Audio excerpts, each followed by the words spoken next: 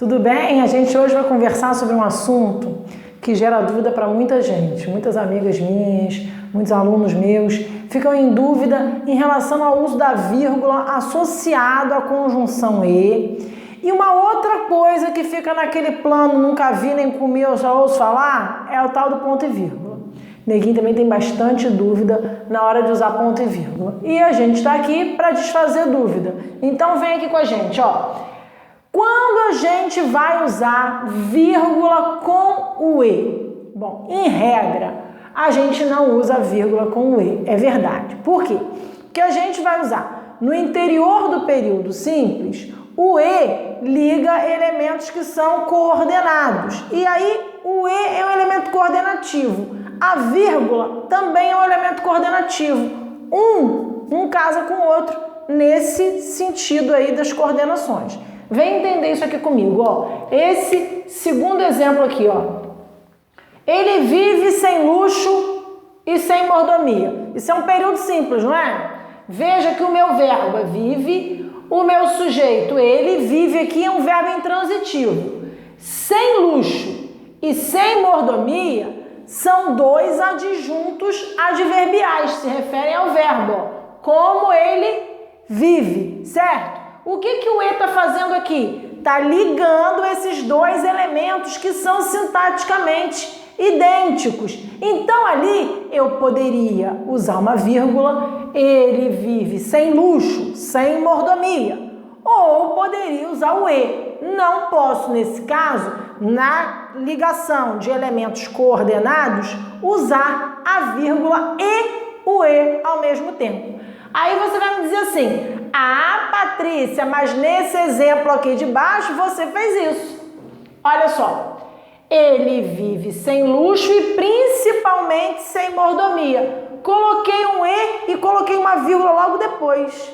Mas vejam que essa vírgula nada tem a ver com a coordenação desses dois elementos. Quem está coordenando sem luxo e sem mordomia continua sendo o E. Por que é que eu tenho essa vírgula aqui? Para isolar esse outro adjunto que entrou ali no meio. Então, eu tenho essas duas vírgulas aqui por conta desse principalmente que entrou no meio dessa coordenação. Então, quando eu tiver um elemento intruso no meio dos meus elementos coordenados, esse elemento intruso vai estar marcado por uma vírgula antes e uma vírgula depois. E aí pode ser que essa vírgula apareça na sequência de um E. Problema nenhum. O que eu não posso é usar a vírgula para a mesma função do E. Que função é essa? A de coordenar os dois elementos. Tá me entendendo?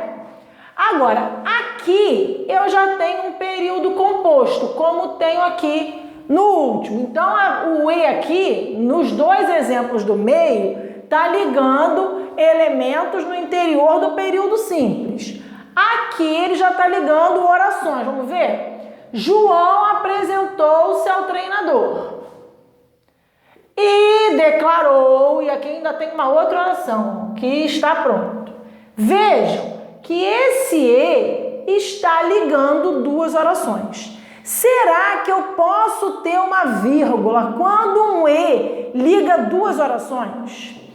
Veja, por regra, eu também não vou ter essa vírgula, tá? Num caso como esse aqui, eu sou proibido, inclusive, de ter essa vírgula. Por quê? Quem é o sujeito de apresentou-se? João. Quem é o sujeito de declarou? João. Se as duas orações que estão sendo coordenadas pelo E tiverem sujeitos iguais, você não pode colocar a vírgula.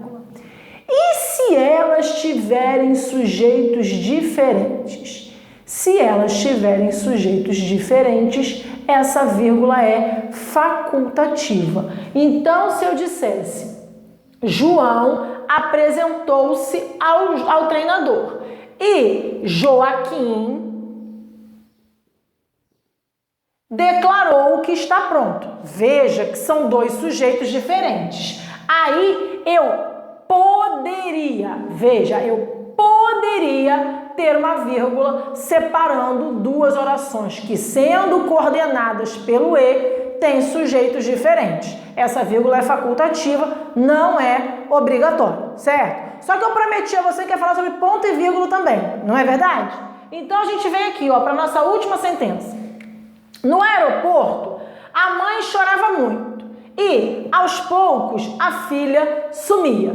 Veja que eu tenho aqui duas orações coordenadas. Então, ó, no aeroporto, a mãe chorava muito, é uma oração. E aos poucos a filha sumia, é uma outra oração, e essas orações são coordenadas também pelo E, poderiam ser coordenadas por qualquer outra coisa, tá? Por que eu poderia aqui, ó, coloquei ponto e vírgula, eu poderia ter uma vírgula?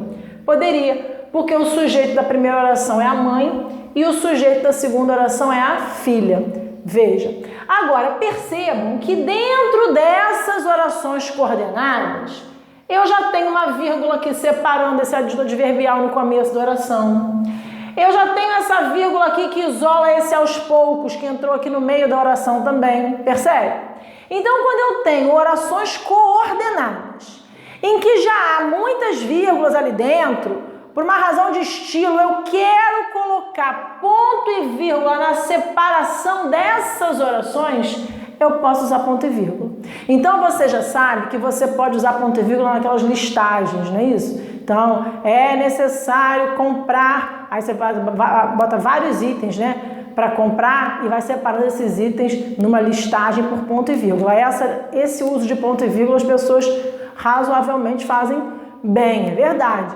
Agora, quando você vai usar ponto e vírgula no interior do texto corrido? Na separação de orações coordenadas. Essa aqui era coordenada pelo E, mas, em regra, na separação de orações coordenadas, de modo geral, você pode usar o ponto e vírgula, certo? Então, ó, vai separar oração coordenada ligada pelo E com vírgula só se os sujeitos forem diferentes, com ponto e vírgula também, só se os sujeitos forem diferentes. Agora, se os sujeitos forem iguais, você não vai usar nem vírgula, nem ponto e vírgula com o E. Agora, nas demais orações coordenadas, em que você usa vírgula sempre, você pode usar ponto e vírgula também, sobretudo se no interior dessas orações já houver um número significativo de vírgulas. Você marca a fronteira das orações com uma pontuação diferente, certo? Que seria aí ponto e vírgula. Entendeu? Então fica sempre com a gente. Um beijo grande.